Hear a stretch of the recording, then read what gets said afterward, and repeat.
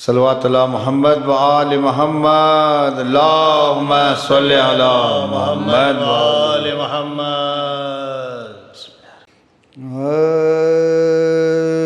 کہتے تھے عابد بیمار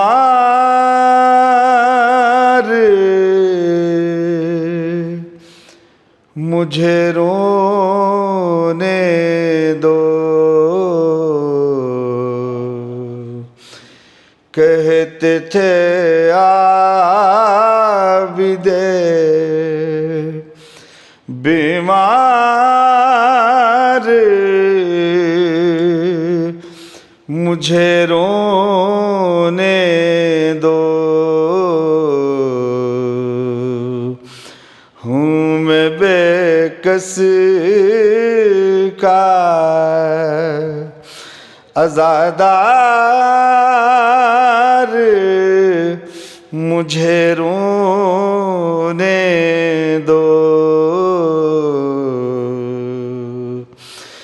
ظالم و ضبط فغاں سے میرا دم گھٹتا ہے، ظالم و ضبط فغاں سے میرا دم گھٹتا ہے، ہوں ابھی تازہ عزادار مجھے رونے دو، کہتے تھے عابد بیمار مجھے رونے دو، شاہدی چھوڑ گئے ہیں مجھے رونے کے لیے، میرا کوئی نہیں غمخوار مجھے رونے دو، ایک جس کا کوئی مرتا ہے تو وہ روتا ہے، ایک جس کا کوئی مرتا ہے تو وہ روتا ہے، میرا سب لٹ گیا، میرا سب لٹ گیا گھر بار مجھے رونے دو، کہتے تھے عابد بیمار مجھے رونے دو۔ لا حول ولا قوة إلا بالله العلي العظيم. أعوذ بكلمات الله التامات من شر ما خلق. بسم الله الرحمن الرحيم. الحمد لأهله والصلاة على أهلها. أما بعد، قال الله سبحانه تبارك وتعالى في كتابه المجيد والفرقانه الحميد، وهو أصدق الصادقين. بسم الله الرحمن الرحيم. ولا تقولوا لمن يقتل في سبيل الله أمواتا بل أحياء ولكن لا تشعرون. صدق الله العلي العظيم. وصدق الرسول الکریم وآلہ الطاہرین۔ حضرات گرامی قدر، معزز سامعین و ناظرین اکرام، روز عاشور روز کمال حزن ہے، روز گریہ و زاری، روز نوح ماتم۔ آج کا یہ دن شہیدوں کی خدمت میں، شہیدان کربلا کی خدمت میں خراج عقیدت پیش کرنے کا دن ہے۔ آج کا یہ دن، عاشور کا دن، ہم سے ماتم اور اشکوں کا تقاضا کرتا ہے، نوح گریہ و زاری کا تقاضا کرتا ہے، اور شہیدوں سے متعلق پروردگار عالم نے قرآن مجید میں شہیدوں کی مدح کرتے ہوئے بیان فرمایا۔ سورہ بقرہ کی آیت جس کی تلاوت کا شرف میں نے حاصل کیا، جہاں بیان ہوا کہ وَلَا تَقُولُوا لِمَنْ يُقْتَلُ فِي سَبِيلِ اللَّهِ أَمْوَاتًا، کہ خبردار وہ لوگ جو اللہ کی راہ میں قتل ہوئے انہیں مردہ نہ کہنا، بل احیاء، بلکہ وہ زندہ ہیں، ولیکن لا تشعرون، لیکن تمہارا فہم و ادراک اتنا بلند نہیں کہ ان کی اس اعلیٰ سطحی حیات کو درک کر سکے۔ عزیزان گرامی، شہیدوں کا مرتبہ کیا ہوتا ہے، مجاہد کی شان کیا ہے، اسی سے متعلق مولا کائنات کا فرمان ہے۔ فرماتے ہیں کہ الجنت تحت السیوف المجاہدین، کہ مجاہدین جب میدان کارزار میں جاتے ہیں تو ان کی تلواروں کی چھاؤں میں جنت ہوتی ہے۔ یہ شہیدوں کی مدح فاتح خیبر بھی کر رہے ہیں، اور اس سے متعلق ان کی عظمتوں کو بیان کرتے ہوئے بنت رحمت للعالمین شہزادی کونین کا ایک عمل بھی نظر آیا کہ بی بی جو تسبیح اور تقدیس الہی فرماتی تھیں، کہ جسے ہم تسبیح جناب سیدہ کہتے ہیں، شہزادی نے شہیدوں کی عظمت بتاتے ہوئے یہ عمل کیا کہ اپنے تسبیح کے دانوں کی بنانے کے لیے حضرت حمزہ جو اس وقت سید الشہداء کہلاتے تھے، ان کی قبر کی، ان کی تربت کی مٹی کو منگایا اور اس مٹی سے تسبیح کے دانے بنائے۔ یہ شہزادی کونین کا عمل ہے۔ شہزادی کونین وہ ہیں کہ جو جوانان جنت کے سرداروں کی ماں ہیں۔ بی بی کے لیے یہ کیا کم تھا کہ فاتح خیبر گھر میں چلتے ہیں تو ان کے قدموں کی خاک لے کر بھی شہزادی تسبیح کے دانے بناتی تو بڑے باعظمت ہوتے۔ خود شہزادی کونین کے قدموں کی خاک ہوتی، اس کے دانے بنتے، تو یہ بھی بڑی عظمت کی بات تھی۔ حسن و حسین جیسے شہزادے جوانان جنت کے سردار ہیں، ان کے قدموں کی خاک بھی ہوتی تو بڑی عظمت ہوتی، لیکن شہید کی عظمت شہزادی کونین بتا رہی ہیں۔ اسی لیے سید الشہداء اس زمانے میں جو حضرت حمزہ تھے، رسالت مآب کے چچا، ان کی قبر کی مٹی منگوائی اور اس سے تسبیح کے دانے بنائے، اور اللہ کی تقدیس و تسبیح شہزادی فرماتی تھیں۔ یہ شہزادی کونین شہیدوں کی عظمت بتا رہی ہیں۔ عزیزو، آج کا دن شہیدوں کی خدمت میں، شہیدان کربلا کی خدمت میں خراج عقیدت ادا کرنے کا دن ہے، اور اسی سے متعلق پھر وہیں جو عبد و معبود کے رشتے کا تسلسل آپ حضرات نے گزشتہ مجالس میں سماعت فرمایا کہ وہ معبود ہے اور اس نے انسان کی تخلیق کی۔ انسان کے اعلیٰ سطحی معیار کا اظہار کربلا کے میدان میں ہوا۔ واقع کربلا کی جب آپ تاریخ پڑھیں گے، اس کا مطالعہ کریں گے، تو جہاں انسانیت اپنی سطح سے گر چکی ہے، آپ دیکھتے ہیں کہ آج کی دنیا میں انسان اتنا گر چکا ہے کہ اس کی مثال دے کر قرآن بیان کرتا ہے کہ اولئک کالانعام بل ہم اضل، کہ یہ تو جانوروں کی مانند ہے بلکہ ان سے بھی ان کی سطح گری ہوئی ہے۔ یعنی انسان جب پستی کی جانب جاتا ہے تو جانور سے زیادہ بدتر ہو جاتا ہے، اور صالحیت اپنائے اور اہل بیت اطہار کا دامن تھامے، رسالت مآب سے محبت رکھے اور اولاد علی اور آل نبی سے محبت رکھے تو انسان کا معیار بلند ہوتا ہے۔ اس قدر بلند ہوتا ہے کہ شہیدان کربلا کو ہم آپ جب سلام کرتے ہیں زیارت شہدائے کربلا میں، یہ جملے ملتے ہیں کہ السلام علیکم یا اولیاء اللہ و احبائہ۔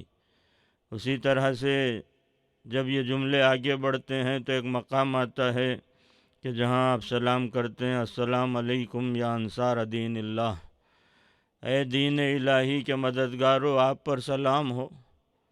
آگے بات بڑھتی ہے السلام علیکم یا انصار رسول اللہ، اے رسالت مآب کے مددگارو آپ پر سلام ہو۔ اور بات آگے بڑھی السلام علیکم یا انصار امیر المومنین۔ کیا عظمت ظاہر ہوئی کہ وہ علی جو مشکل کشائے کائنات ہیں، امیر المومنین، مشکل کشائے انبیاء بھی ہیں، مشکل کشائے کائنات بھی ہیں۔ خود آپ نے ارشاد فرمایا کہ نصرت انبیاء سرًا و نصرت محمد سرًا و جہرا، کہ میں نے تمام انبیاء کی مدد کی پردہ حجاب میں رہ کر، اور رسالت مآب کی بھی مدد کی۔ تو عزیزو، جو رسالت مآب کا مددگار ہے ان کے مددگار بنے، ان کے انصار بنے شہیدان کربلا۔ بات آگے بڑھی السلام علیکم یا انصار فاطمۃ الزہرا، اے شہزادی کونین جناب سیدہ کے مددگارو آپ پر سلام۔ غور طلب بات ہے کہ علی اگر مشکل کشائے کائنات ہیں تو جناب سیدہ مشکل کشا کی مشکل کشا ہیں، اس شہزادی کے مددگار و انصار کہلائے۔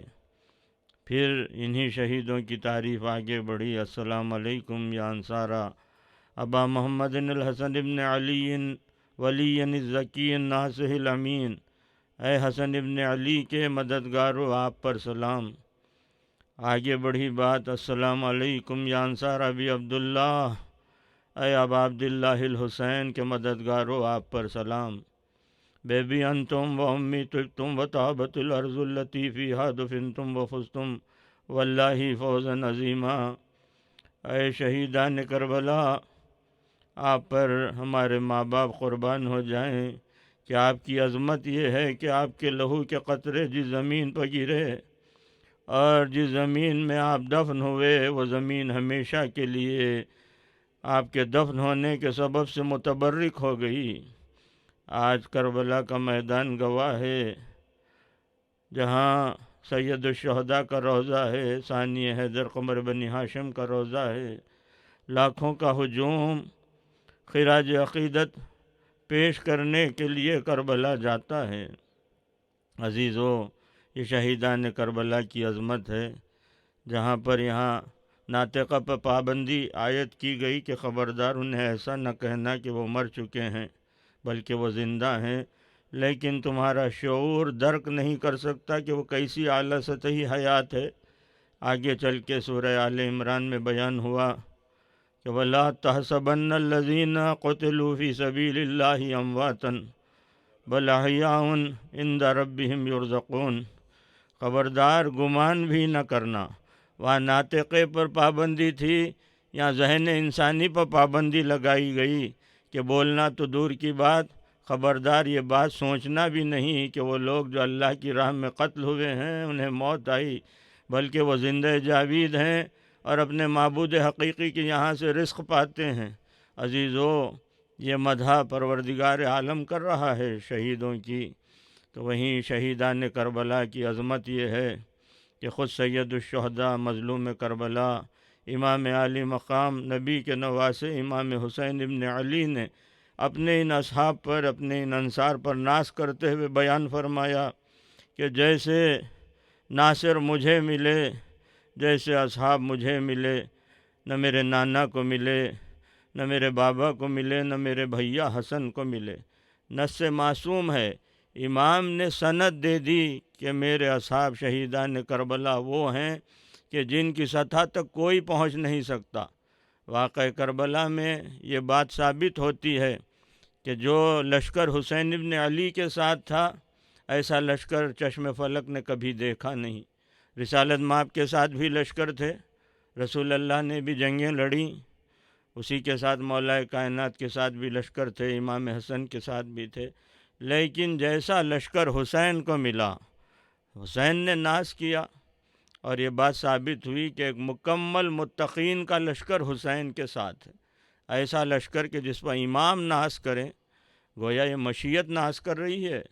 تو عزیزان گرامی، آج کا دن عاشور کا دن شہیدان کربلا کی خدمت میں سلام پیش کرنے کا دن ہے، اور آپ جانتے ہیں کہ فاطمہ کے لال کی عظمت کیا ہے۔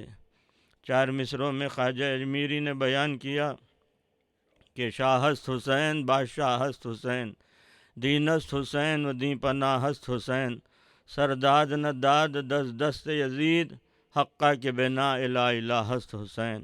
حسین شاہ بھی ہیں، بادشاہ بھی ہیں، دین بھی حسین ہے، دین کو پناہ دینے والی ہستی کا نام بھی حسین۔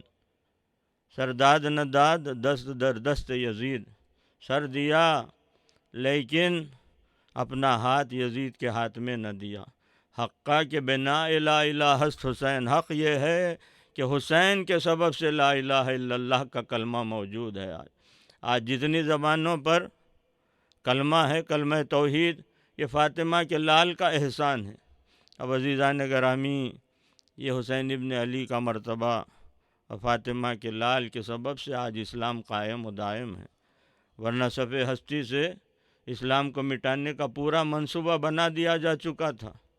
بنی امیہ کی نسل نے پورا تہیہ کیا کہ اذان سے محمد رسول اللہ کا لفظ ہی ہٹ جائے، لیکن تمام تر صحیح ان کی رائے گاہ ہو گئی جب فاطمہ کے لال نے اپنا سر کٹایا اور زخمی حالت میں ریگزار کربلا پر اپنی پیشانی کو سجدہ معبود میں رکھا۔ اسی کے ساتھ اقبال کو بھی کہنا پڑا کہ اون کے بخشت بے یقین آرا یقین، اون کے لرزد السجود او زمیں، ان کے سجدے نے توحید کو باقی رکھا، بے یقینوں کو یقین عطا ہوا۔ اس اخلاص کا سجدہ تھا کہ زمین لرز گئی۔ ہاں عزیزان گرامی، ہر دور کا یزید اسی حسرت میں مر گیا، سر مل گیا حسین کا بیعت نہیں ملی۔ بیعت کا طلبگار بن کے آیا تھا فاسق و فاجر، اس کی کیا انداز تھا آپ جانتے ہیں۔ جب فاطمہ کا لال مدینے سے ودا ہو رہا تھا، سفر اختیار کیا کربلا کا، آپ جانتے ہیں اس کا سبب کیا ہے۔ اس کا سبب یہ تھا کہ حاکم شام جو واصل جہنم ہوا، اس کا بیٹا تخت اقتدار پر آیا، تو اس نے پہلا خط مدینے کے والی مدینہ کو لکھا، ولید کو، کہ جس میں یہ تحریر تھا کہ فاطمہ کے لال سے حسین ابن علی سے بیعت طلب کی جائے، اور اگر وہ بیعت سے انکار کریں تو ان کے سر کو تن سے جدا کر دیا جائے۔ ولید کو جیسے ہی یہ خط ملا، اس میں اتنی ہمت نہ تھی کہ کلمات کہہ سکے، اس نے دربار میں امام کو طلب کیا، اسی کے ساتھ ایک گھاک سیاس سیاستدان مروان بن حکم کو پہلو میں بلا لیا، کیونکہ معاملہ حساس تھا۔ اب فاطمہ کا لال دارالامارہ پہنچتا ہے، اب ولید میں اتنی ہمت نہیں کہ ان کلمات کو دہرائے، اس نے خط امام کے حوالے کیا، اور خط دینے کے بعد اپنی دانش میں وہ یہ سوچ رہا تھا کہ جیسے ہی حسین کی نظر اس تحریر پر پڑے گی کہ اگر بیعت کا انکار ہو تو سر قلم کر دیا جائے، تو شاید حسین کے چہرے کا تاثر تبدیل ہو۔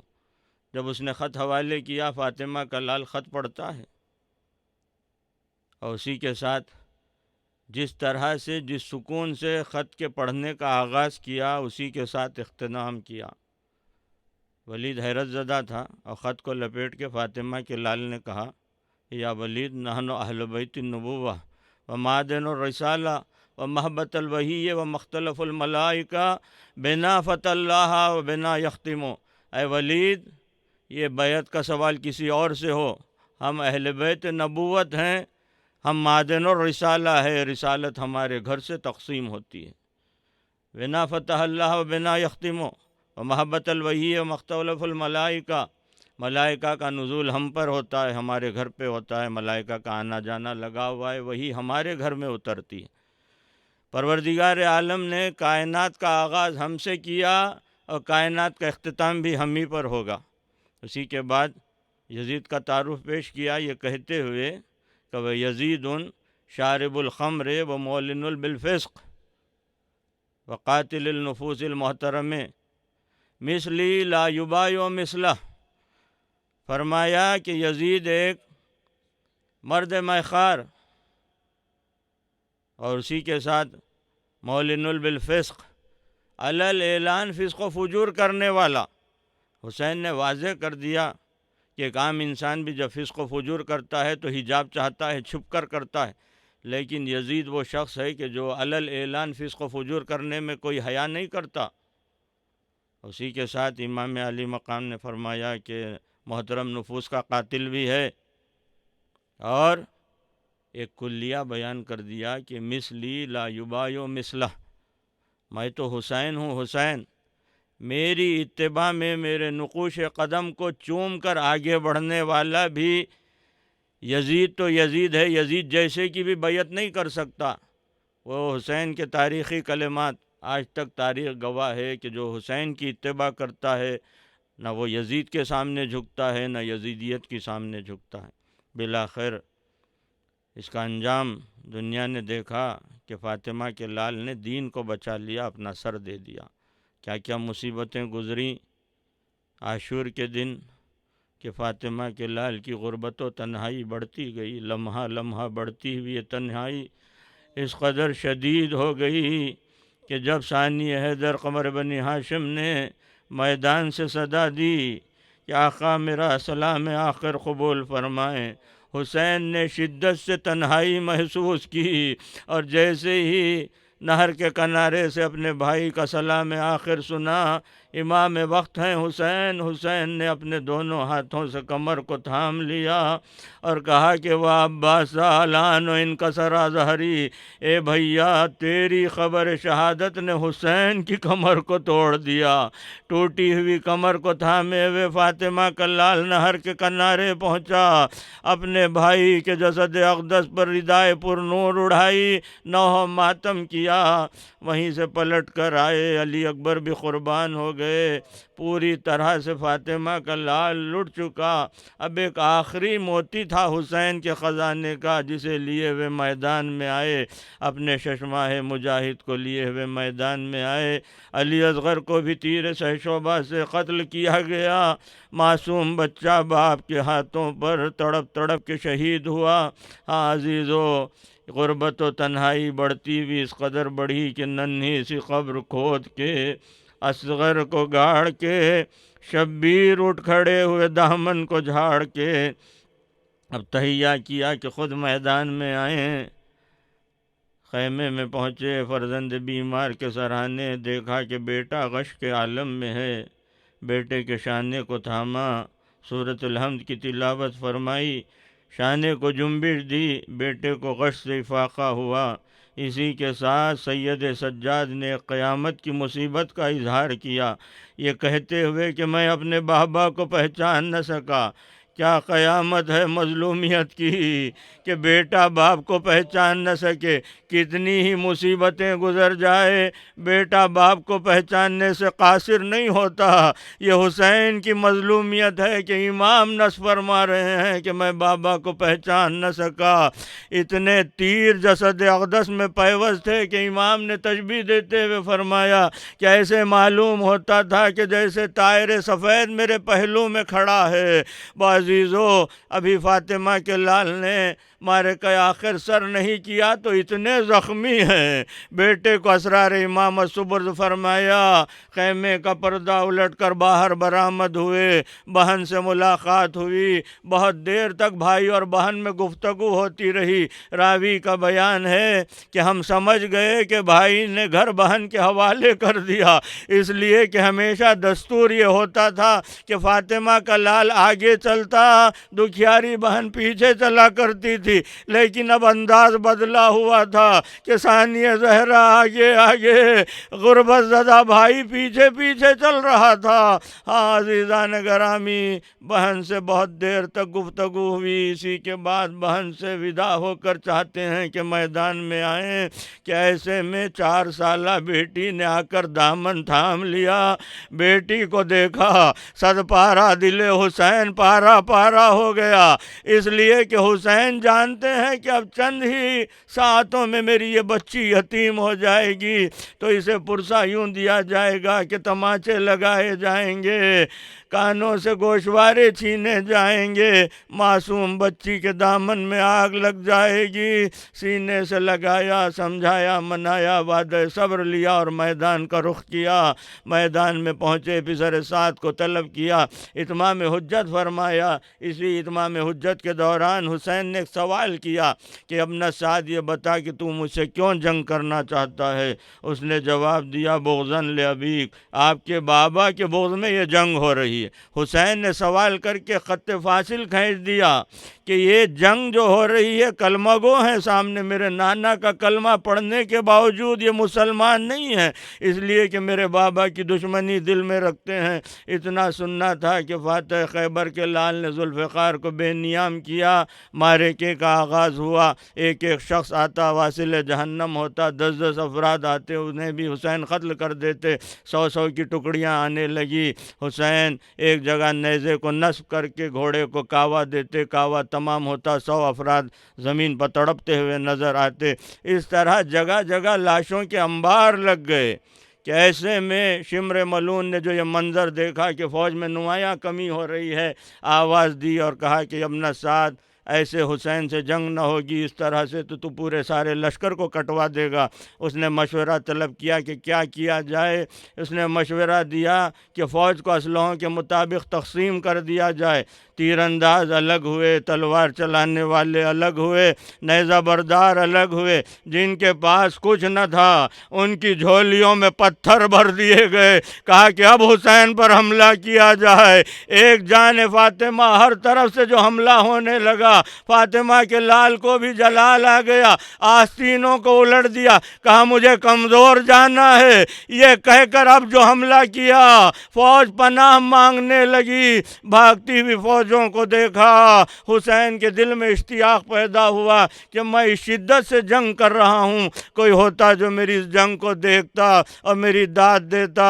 جیسے ہی یہ حسرت دل میں آئی، ایک مرتبہ رکاب فرس پر زور دے کر اٹھ کھڑے ہوئے، نہر کا رخ کیا، کہا اے بھیا عباس، جنگ کا ارمان لیے ہوئے سو رہے ہو، بھیا اٹھو ذرا پیاسے کی جنگ دیکھو۔ پھر جسد عباس سے خطاب کر کے کہا کہ یہ حملہ تمہاری جانب سے حسین کرتا ہے۔ اب جو حسین نے حملہ کیا، فوج فصیل کوفہ سے ٹکرانے لگی۔ اسی اثنا میں وعدہ طفلی کا وقت جو آیا، حسین نے ذوالفقار کو نیام میں رکھا۔ ذوالفقار کا نیام میں آنا تھا کہ بھاگا ہوا لشکر ہر سم سے امڑ کر آیا، ہر سم سے نیزوں کی بوچھار، شمشیروں کی بوچھار تھی۔ ایسے میں ایک تیر ماتھے پر لگا، ماتھے سے تیر کو جدا کیا کہ دندان اقدس پر ایک پتھر آیا، لہو کو پوچھا کہ نیزہ آ کر سینے پر لگا، زین فرس پر سنبھل نہ سکے، زین سے زمین پر آئے کہ فاطمہ نے ہاتھ پھیلا دیے، کہا میرے لال تیرا یہ کیا عالم ہو گیا؟ وہیں تلے زینبیہ پر زینب کی فریاد، یہ ابن سعد، یہ نبی کا نواسا ہے، یہ علی و فاطمہ کا بیٹا ہے، میرا ماں جایا ذبح ہو رہا ہے، تو کھڑا دیکھ رہا ہے۔ نبی کی نواسی فریاد کرتی رہ گئی، شمر کا خنجر چل گیا، حسین کا سر نیزہ طویل پر بلند ہو گیا۔ منادی نے ندا دی، اللہ وعلا قد قتل الحسین بکربلا، اللہ وعلا عز و جل حسین بکربلا۔ ایک قیامت گزر گئی، لیکن عزیزو ظلم رکا نہیں۔ ایک مرتبہ شام کا وقت جو آیا، ایسے میں لشکر یزید میں ایک ہلچل مچ گئی، لوگ آپس میں گفتگو کر کے کہنے لگے کہ اب کون سا ظلم باقی ہے؟ اعلان ہوا کہ ابھی شہیدوں کے لاشوں کی پامالی باقی ہے۔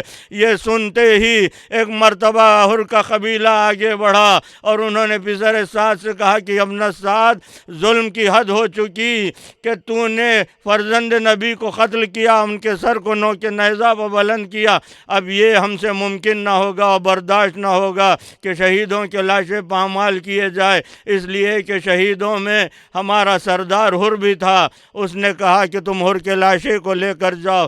اسی طرح سے دیکھتے ہوئے مختلف قبائل آگے بڑھے، اتنا ہجوم ہو گیا کہ پسر سعد گھبرا گیا اور اس نے ایک عمومی اعلان کر دیا کہ جس کسی کا کوئی عزیز حسین کے ساتھ شہید ہوا ہو وہ اپنے اپنے رشتہ داروں عزیزوں کی میتوں کو لے جائیں۔ وہ عزیزوں اس اعلان کے ساتھ دیکھتے ہی دیکھتے میدان خالی ہو گیا۔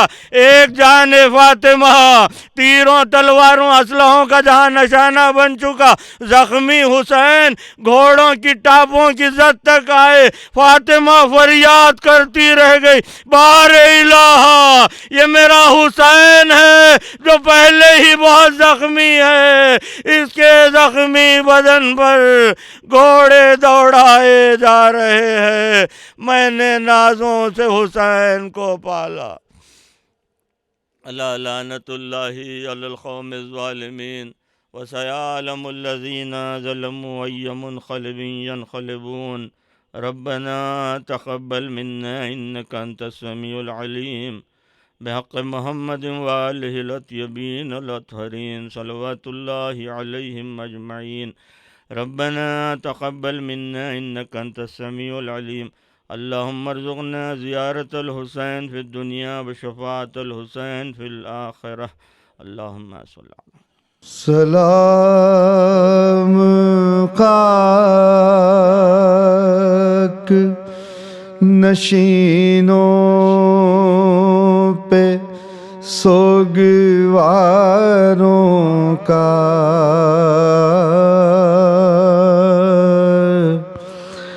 غریب دیتے ہیں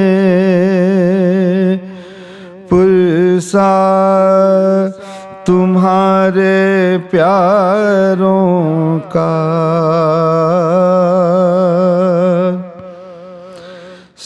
سلام اس پہ جو زحمت کشے سلاسل ہے، مصیبتوں میں امامت کی پہلی منزل ہے،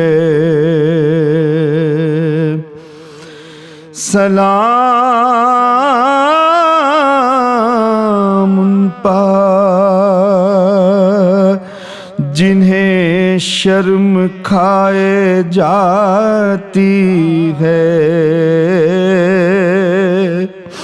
کھلے سروں پر اسیری کی خاک آتی ہے،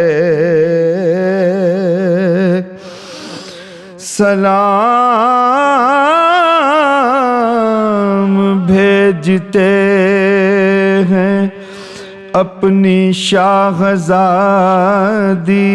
پر کہ جس کو سونپ گئے مرتے وقت گھر سرور، مسافرت نے جسے بے بسی یہ دکھلائی، نثار کر دیے بچے، نہ بچ سکا بھائی، اسیر ہو کے اسیر ہو کے جسے شامیوں کے نرغے میں حسینیت ہے سکھانا علی کے لہجے میں سکینہ بی بی سکینہ بی بی تمہارے غلام حاضر ہیں بجھے جو پیاس تو اشکوں کے جام حاضر ہیں پہاڑ رات بڑی دیر ہے سویرے میں کہاں ہو شام غریباں کے گھپ اندھیرے میں